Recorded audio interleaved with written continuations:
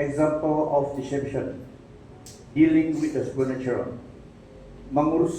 berurusan dengan hal supernatural, dengan satu subtopik yang mengenal deception, yaitu contohnya deception, penipuan, deception.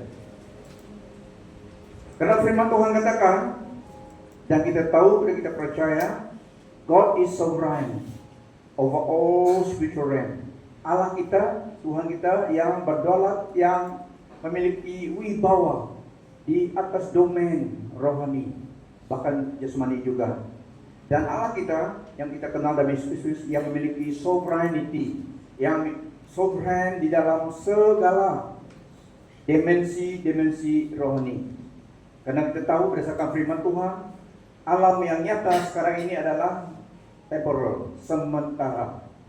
Hidup kita di sini sementara, daripada dibandingkan dengan hidup alam kekal yang adalah supernatural tetapi lebih kekal. Karena bukan forever saja, forever and forever and forever. Bila kawanmu forever and forever and forever. Eternity. Jadi ada dua alam rohani, alam yang kita hidup sekarang ini. Alam sekarang ini adalah alam fisikal. Kita dapat lihat dari mata kasar kita. Ini sementara. Kita semua tahu itu sementara. Yang jalan sudah jalan, tidak akan kembali lagi, ya. Yang belum jalan mukahid.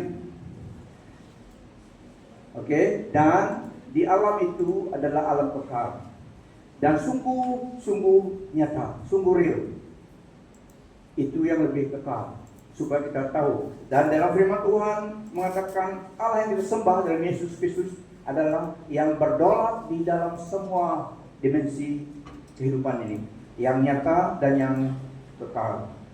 Dan di dalam kita melihat example of deception, bagaimana kita melihat, mengenal yang benar daripada yang counterfeit, yang tidak benar. How to discern which is from God, which is of God, or of the flesh, or of the devil. Di dalam semuanya, Tuhan Yesus harus menjadi fokus di dalam segala sesuatu supernatural. Karena bukan semua supernatural adalah daripada asalnya, source daripada Tuhan Allah kita, tapi dari supernatural. Dan untuk mengenal yang mana daripada Allah, sebelum kita masuk dalam firman Tuhan selanjutnya, di dalam berita ataupun testimoni supernatural, di dalam itu Tuhan Yesus harus dimuliakan. Tuhan Yesus harus menjadi fokus itu, projected dan exalted, harus Tuhan Yesus, bukan malaikat dan bukan manusia ataupun sesiapa, tapi Tuhan Yesus. Karena not all supernatural verses, vision or experience come from God. Tidak semua penglihatan, mimpi ataupun pengalaman supernatural rohani daripada Tuhan. Ada yang daripada Tuhan. Karena iblis mimik the supernatural, mimik yang benar. Itulah dia father of lies, father of deception. Tidak ada kebenaran di dalam dia. When he speak lies, he speak that bahasanya. He is the father of lies. Kata firman Tuhan. So saudara-saudari, tidak semua yang supernatural berdasarkan daripada Tuhan sumbernya. Walaupun yang supernatural kita harus tahu source-nya. Kalau bukan daripada Allah, jangan apa-apakan. Don't have any connection. Satan is a deceiver, mimic truth to mislead. Yang menggunakan perkataan yang benar, tetapi bukan daripada Tuhan. Yang menggunakan teologi yang benar juga, ya, dia semakin canggih. Dunia semakin canggih, dia pun menggunakan strategi yang canggih. Dulu tidak, dulu cara kuno saja dia menipu manusia. Itulah waktu deliverance dulu, banyak botol-botol, banyak alat-alat yang diberi, dibakar daripada dia. Dia gunakan alat-alat yang kuno pada zaman ke zaman. Meningkat zaman modern, dia guna cara modern juga menipu orang. Dulu tidak dapat orang ubah wajah kamu bersatu dengan wajah yang lain. Tapi sekarang ini dia boleh menggunakan wajahmu. Kalau kamu ada pasangan ataupun kekasih lah, dia ambil gambar kamu, simpan dengan, kalau kamu laki, dia simpan dengan perempuan lagi. Wah, kalau tidak, kamu tidak sabar, kamu terus break up, ataupun tidak dapat tidur bersama pada malam hari itu, menuduh terus. Tapi tidak, itu adalah teknologi sekarang. So, dia juga menggunakan canggih. After all, dia mengenal firman Tuhan daripada manusia. Dia lebih mengenal firman Tuhan. Dia telah hidup di dalam alam semesta eternities dulu daripada manusia. Karena dia adalah one of the angels yang memimpin praise and worship, menyembah Allah sebelum dia jatuh. Dari Lucifer kepada deceiver, Satan. Maksudnya Satan adalah deceiver. So, dia boleh menggunakan teologi yang benar, mix, synchronize, supaya tujuannya adalah bukan menolong orang mengenal Tuhan Yesus, tapi menipu supaya orang keliru. Tetapi kebebasan ataupun gospel daripada Tuhan memberi pembebasan daripada tubuh jorok kita dan fokus pada Tuhan Yesus. Contohnya kita lihat pada suatu ketika Rasul Paulus dan Titus, Silas kan Titus, dulu kasih kredit kepada yang perlu kredit dia. Paulus dan Silas, ya. Pada suatu hari mereka dalam pelayanan karena mereka rasul dan diutus Tuhan, mereka buat pelayanan. Dan di satu tempat terjumpa satu anak muda, darah, bukan youth mukra, ini tapi dia muda. Dia kawanmu youth, mungkin dia umur kamu. Ini nama kitabnya. Digunakan, dia dapat memberi tenungan nasib orang, profesi, tenungan, spirit of divinity di dalam dia, spirit of python, ular sawah di dalam dia. Dia dapat melihat tenungan nasib orang. Jadi manusia, dia ada tuannya, buat bisnis, datang tanya apa nasib apa yang akan jadi, dia beritahu, dibayar. So tuannya, bosnya itu, employernya mendapat keuntungan besar. Sehingga jumpa Rasul Paulus dan Silas, dia ikut mereka belakang, dia ikut. Dia ingin menipu dan meniru. Jadi dia ikut mereka dalam pelayanan. Dia pun ikut dalam pelayanan. Wow, di tempat dia. Dia bilang, mereka ini adalah hamba Allah yang maha tinggi, yang memberitahu kamu jalan kebenaran supaya diselamatkan. Benar kan? Kata-kata dia benar dan baik didengar. Dia katakan Rasul Paulus mereka dua ini adalah hamba-hamba Allah, menolong kamu memberitahukan jalan keselamatan. Dalam beberapa hari, bukan sekali dia terus ikut. Sehinggalah pada suatu hari Rasul Paulus tersenang dalam rohnya, karena bukan tim dia, jadi dia pun mau ambil kredit. Tujuannya itu adalah meniru dan distract orang, sehinggalah ada yang salah fokus. Jadi Rasul Paulus marah dalam hatinya. Dia bilang, dalam nama Yesus, keluar daripada dia. Keluar di roh divine nation itu tidak dapat lagi tahu tenungan nasib orang. Marah tuannya. Hampir sama scenario pada zaman ini juga. Marah tuannya karena tidak bisa secara laku. Buat kerusuhan, campaign, bawa orang. Mereka katakan mereka dua ini buat kacau di sini. Dan banyaklah tuduhan. Dan mungkin mereka guna duit juga, bribe, supaya ada support. Undi kami beri support. Kira-kira begitulah ya. Mereka ada pengikut karena businessman dapat membeli undi kamu, membeli hati orang di situ. beli 100, oke ikut, dan kira-kira begitu scenario dia, tapi itu corruption supaya memenang pengikut mereka, support mereka.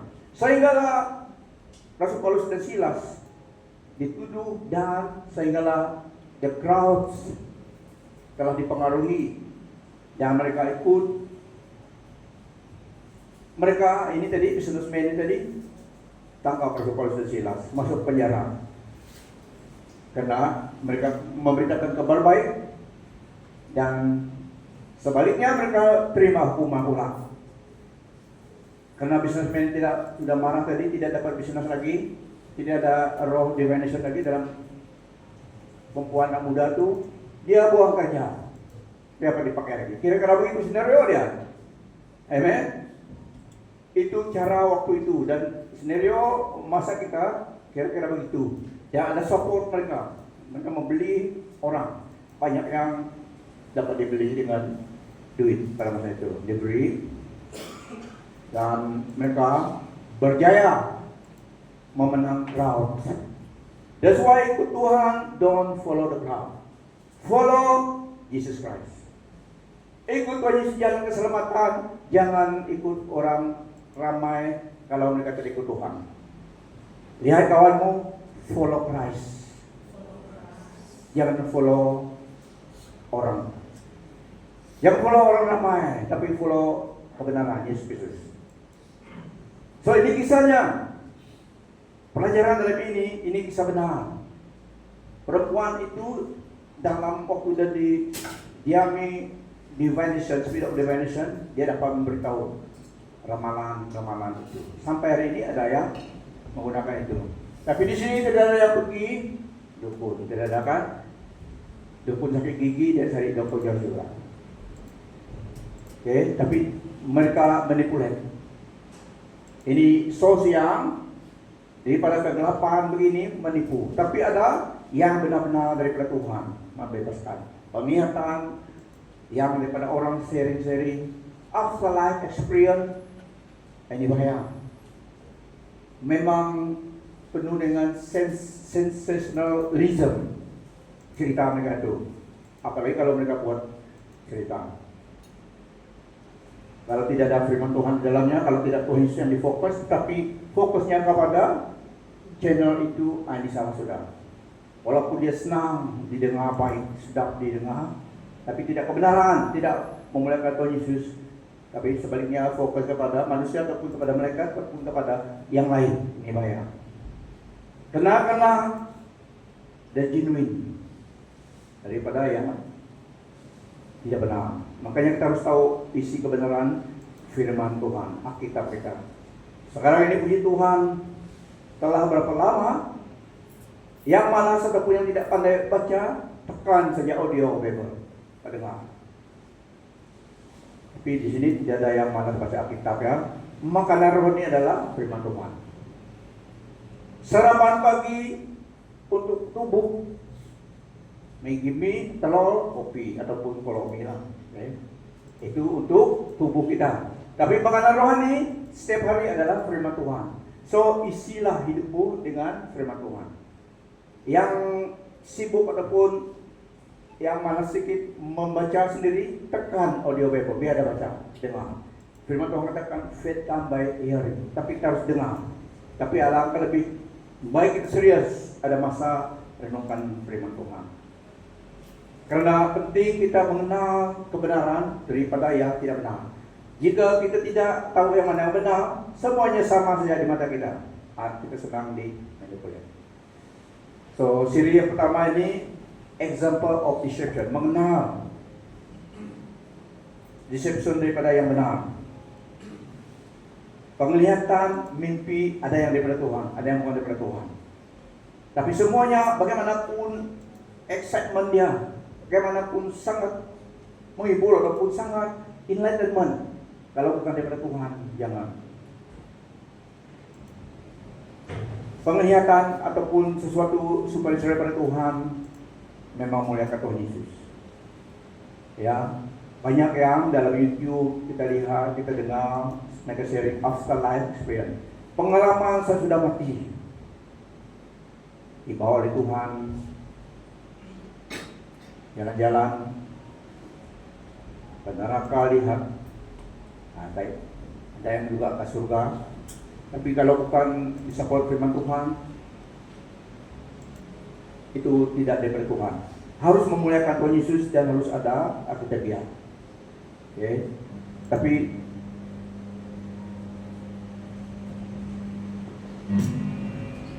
Tapi penglihatan dan pengalaman mimpi adalah daripada Tuhan.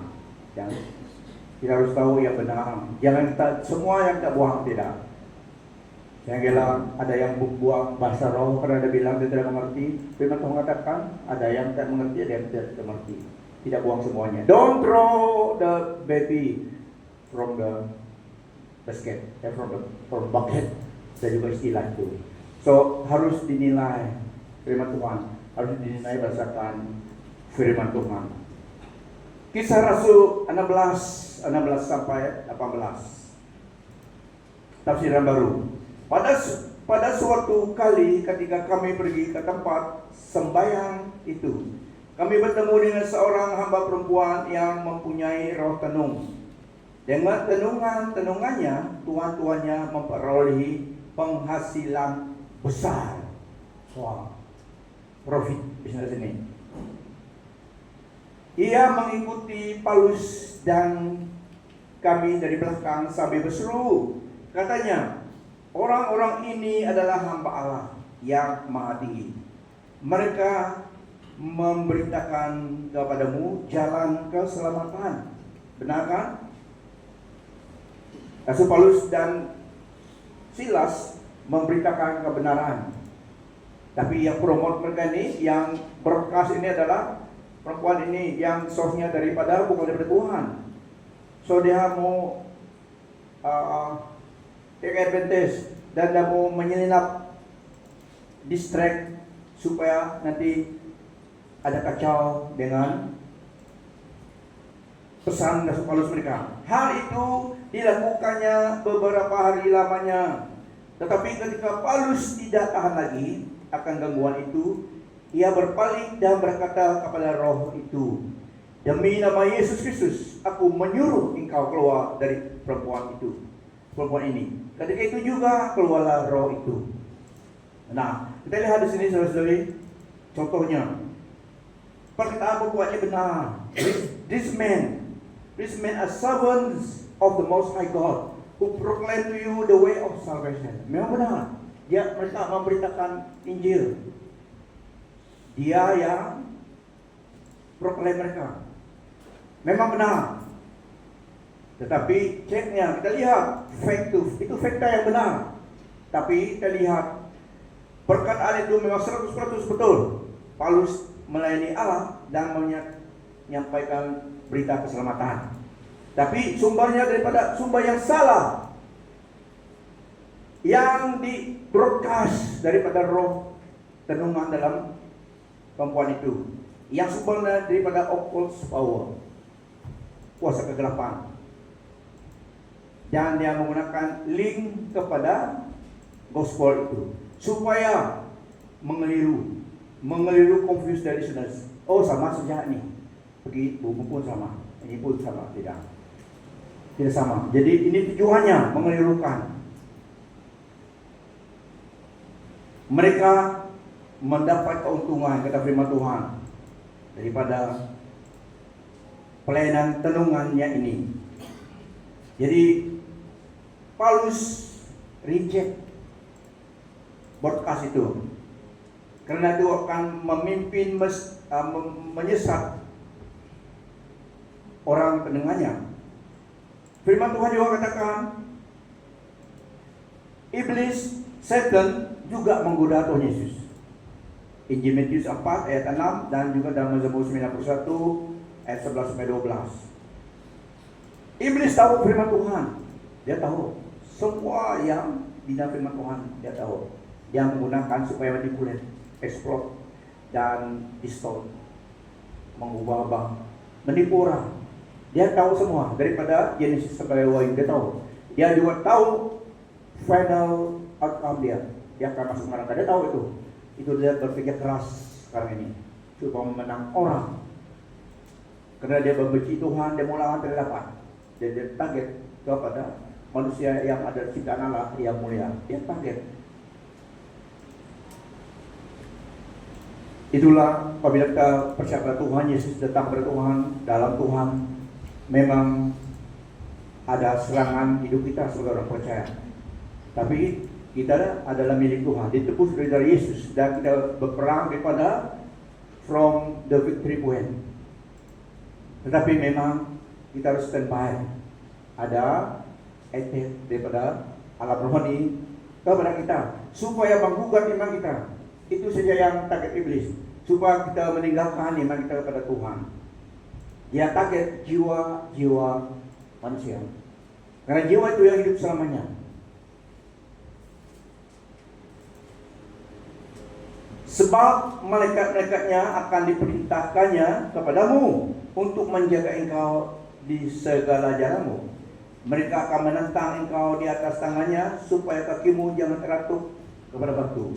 Dia menggoda Tuhan Yesus supaya membuat batu itu menjadi roti. Kenapa 40 hari Tuhan Yesus berpuasa, lapar, tubuhnya lemah, tapi rohnya memang bersatu dengan Allah, benar seperti Allah.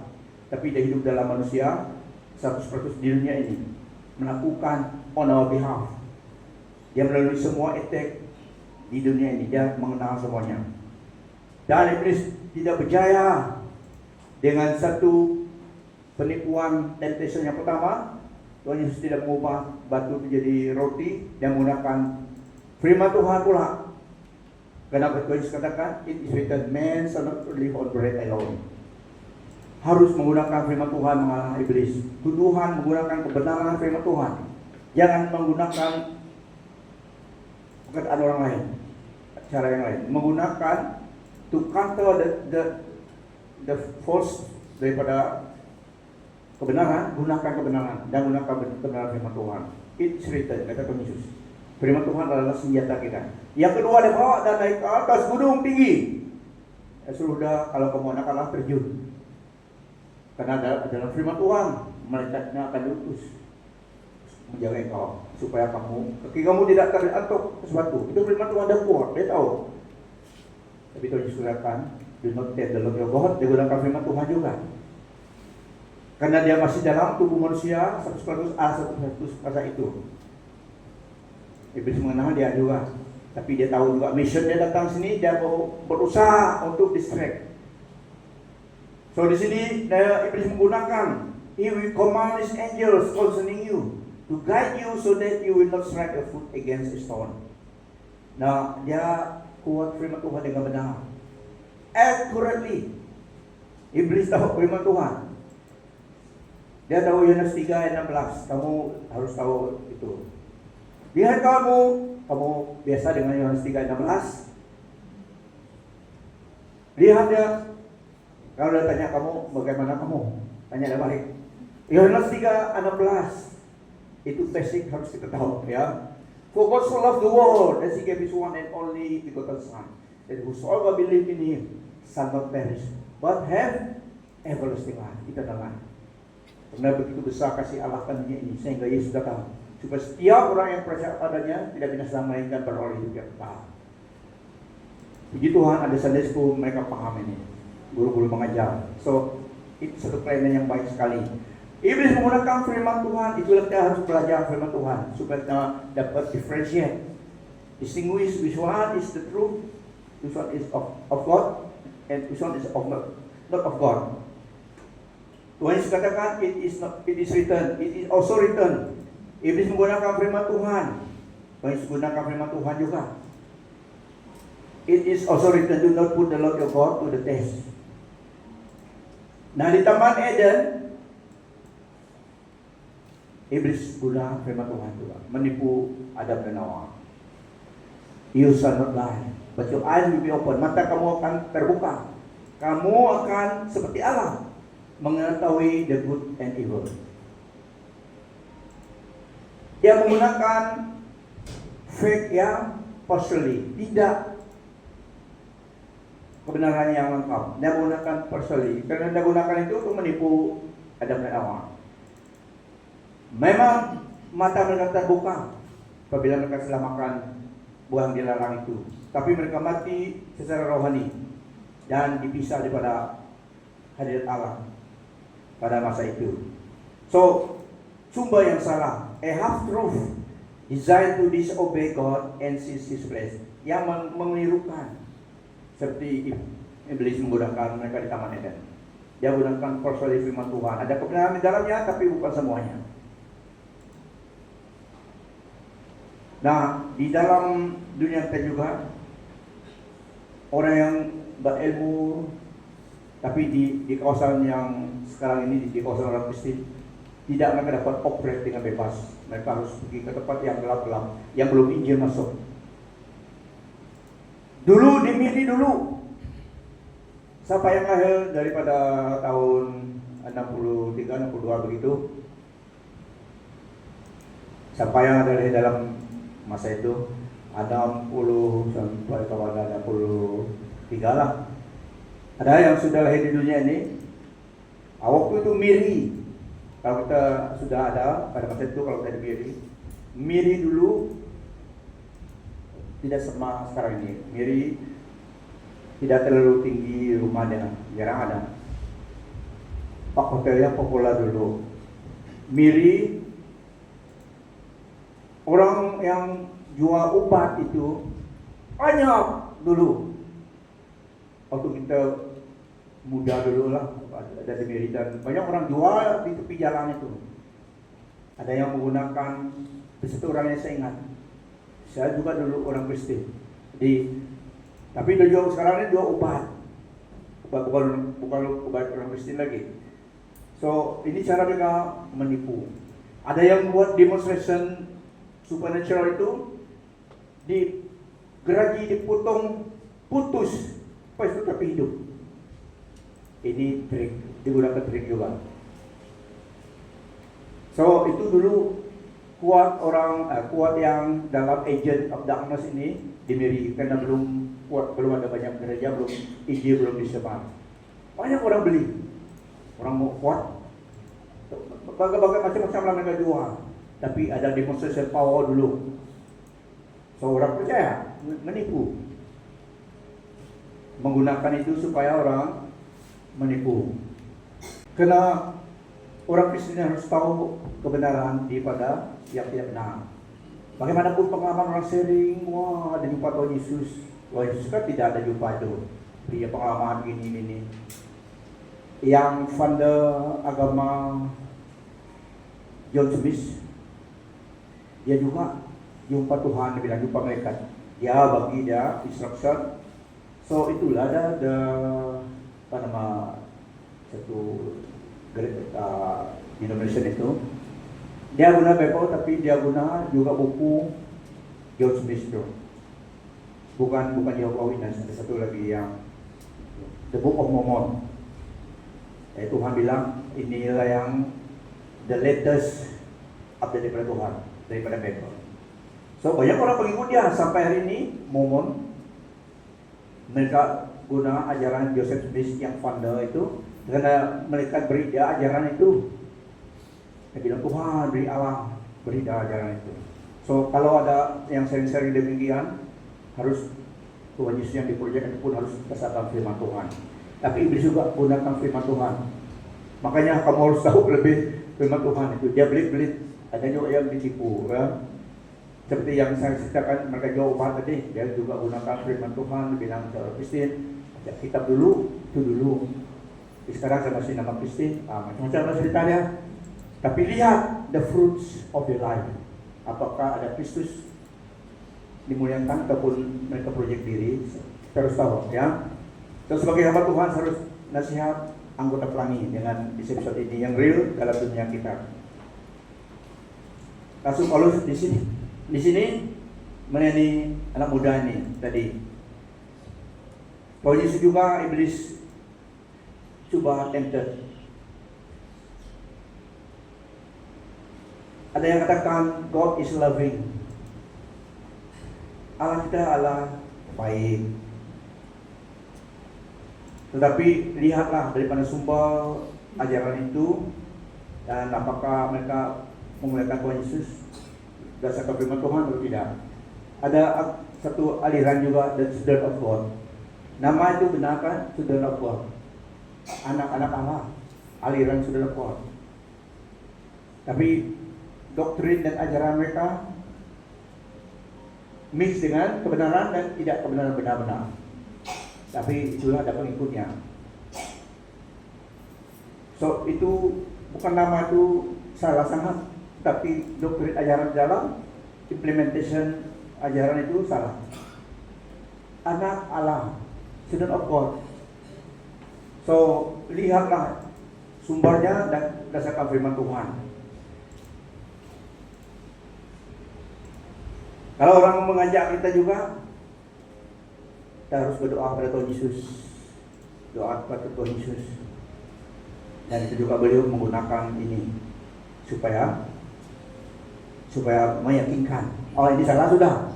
Kalau ada tambah-tambah gunakan nama Tuhan Yesus dan menggunakan amulet protection, amulet itu.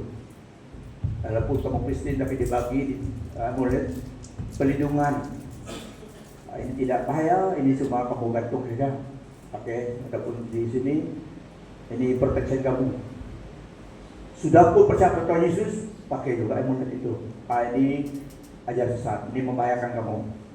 Kalau kamu terima itu, inilah yang menguasai kamu sebenarnya. So, kenalkanlah yang benar daripada yang tidak benar. Mereka guna combine faith dan spirit to a peace. Tapi kalau bukan daripada firman Tuhan, tidak. Walaupun it sound right, memang baik dengarannya, tapi tidak benar. So, kadang-kadang itu diumpan 90% kebenaran, 10% tidak benar. Itu juga salah. Kalau mereka bypass scripture dan bersandar kepada perasaanmu, apakah kamu merasa baik? Tidak. Kalau firman Tuhan tidak seperti itu, tidak. Mari berdiri dulu.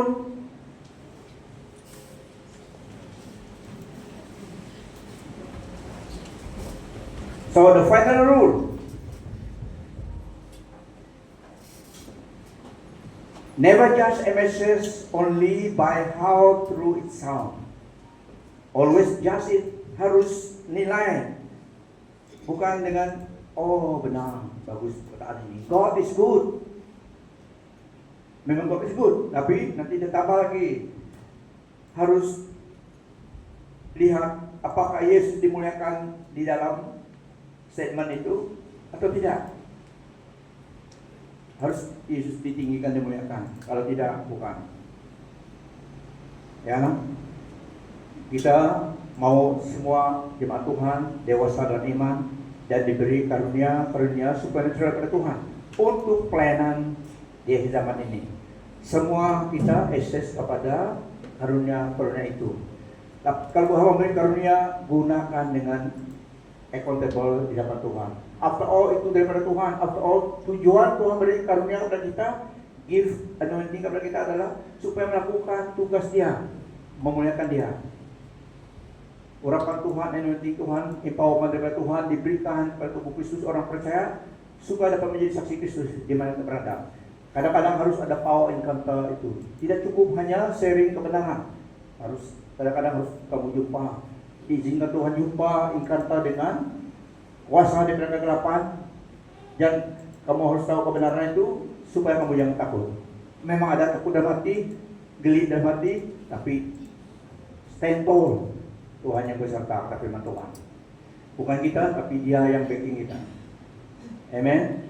So sebagai orang percaya, kita harus tahu siapa kita dan siapa yang milik kita.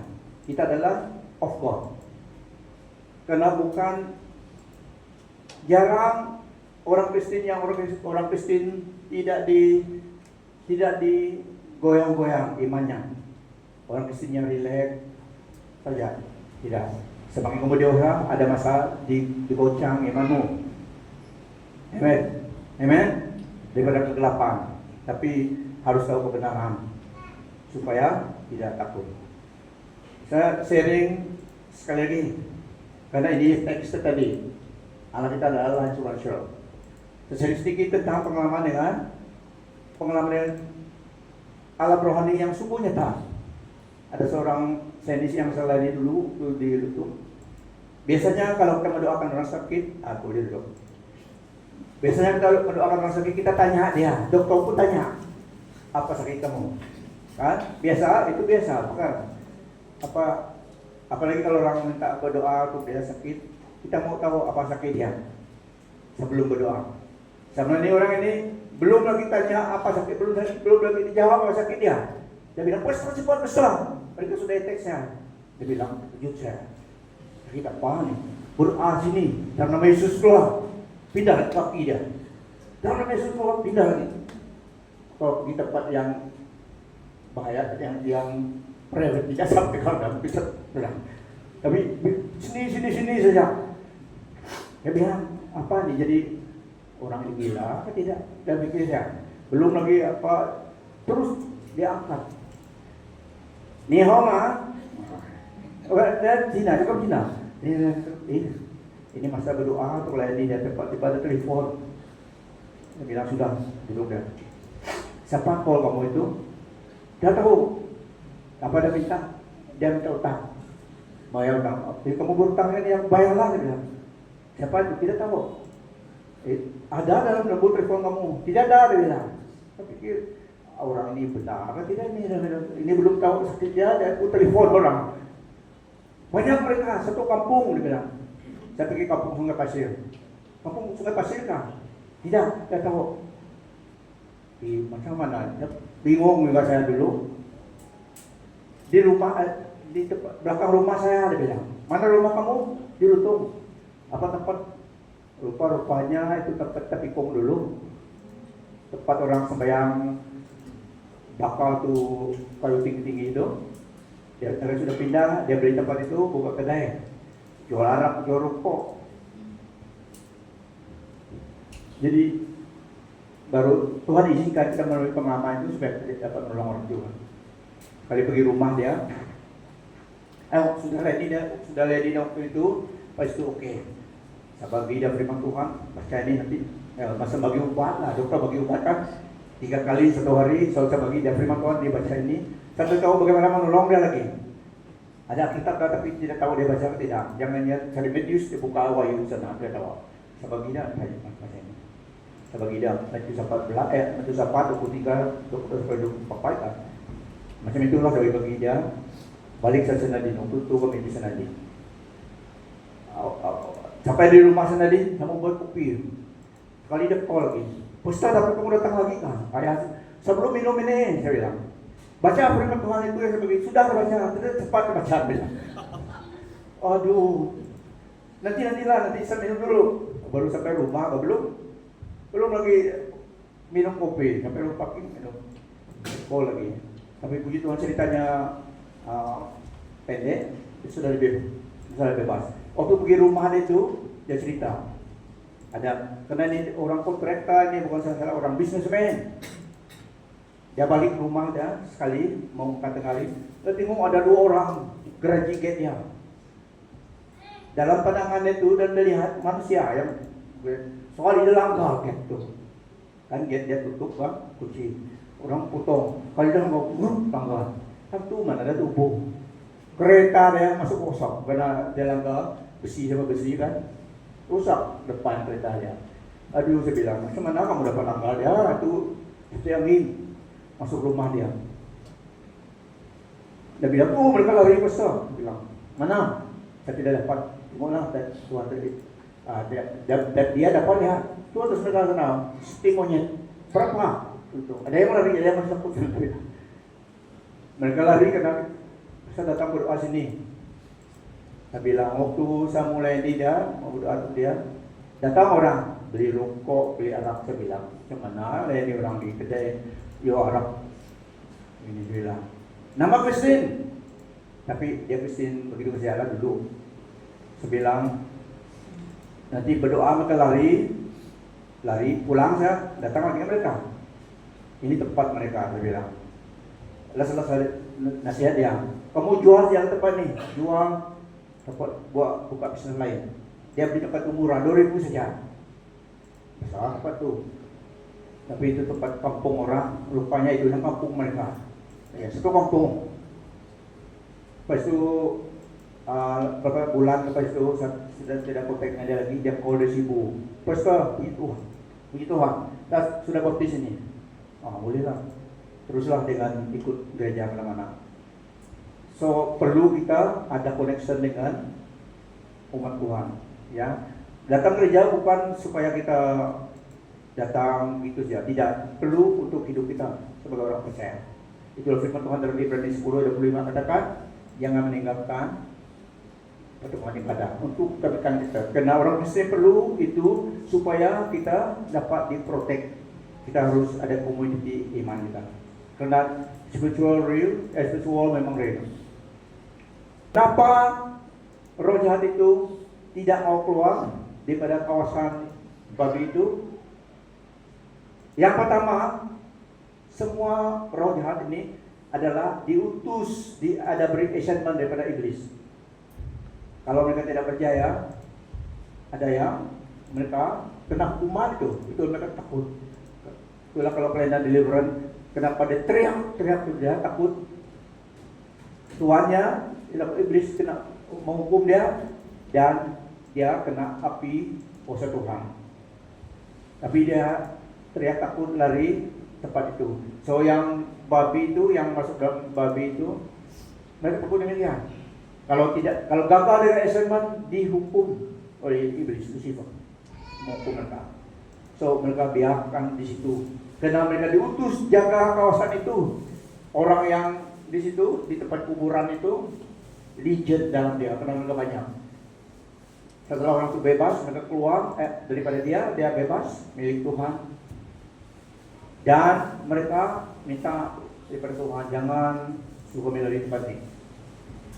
Tuhan izinlah mereka bawa masuk dalam babi, terjun sungai. Dari itu juga orang kampung itu sudah lihat mukjizat Tuhan demikian, mereka lebih pikir ekonomi. Kalau Tuhan sudah ada sini, susah ekonomi kita. Ini tempat Gentile, bukan tempat Yahudi. Kalau Yahudi tidak pelihara babi. Orang Yahudi pelihara domba, kambing. Tapi ini tempat orang Gentile. Orang seperti bukan Yahudi lah. Itu mereka bisnis mereka. Jaga babi bisnis mereka. So mereka suruh keluar daripada daerah mereka. Karena nanti dia makin lama susah ekonomi kita. Pada hari itu bankrupt lah. Oke, babi itu 2.000 sungai. So itu alasannya, karena real ada kehidupan afterlife. So kita harus tahu kebenaran firman Tuhan, ya. Tetapi berita baiknya di dalam Yesus kita dijaga. Darah Yesus memungkusi dan mempagari kita. Di mana kita berada, ingatlah kebenaran firman Tuhan. Kita telah ditebus oleh darah Yesus, kita milik Tuhan. So jangan takut. Kita adalah milik Tuhan, tubuh jiwa roh kita. Lebih lagi rohani kita, ya. So pentingnya di dalam Tuhan. Stay in Christ. Mari berdiri. Haleluya. Beri kemuliaan bagi Dia.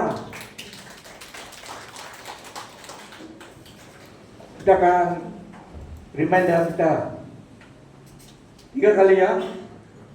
Stay in Christ. Stay in Christ. Sekali lagi, stay in Christ. Beri kemuliaan bagi Tuhan Yesus. Haleluya. Firman Tuhan katakan 1 Yohanes 4:4, greater is He that is in us than he that is in the world.